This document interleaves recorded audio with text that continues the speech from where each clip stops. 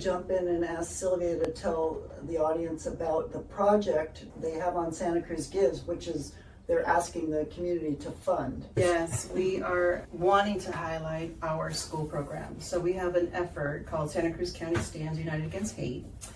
And the program that we're offering our schools is a teacher training and administration training program.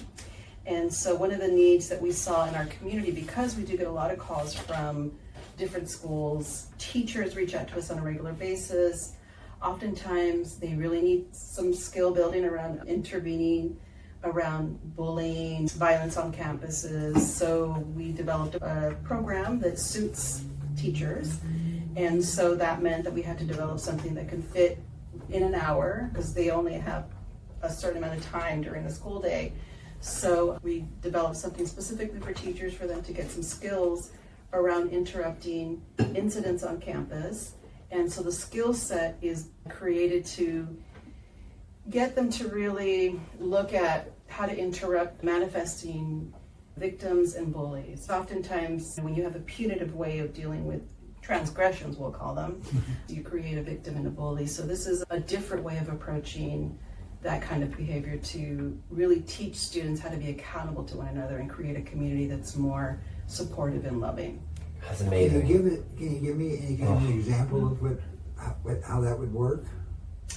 So it starts with training teachers how to examine the ecosystem that they have. So they do an assessment of, so what are some of the challenges in our own schools? And then the intervention that's given to them is really teaching them, I'm going to get a little bit technical, but really teaching them on identifying the cycles of violence. And there are different components to this. So you have, it's a cycle, right? There's internal, external components, interpersonal, there's institutional, structural, there's bias, privilege, and internalized racism. So we teach them about those concepts and teach them how to identify when those things are playing out within their school system, which is a little bit complicated. I would think, yeah. But it helps them have a framework for understanding a particular dynamics, right? And a huge toolbox to pull from. Yes. Like, what an incredible thing to have. It's so empowering. And so to give that to the teachers, to be able to do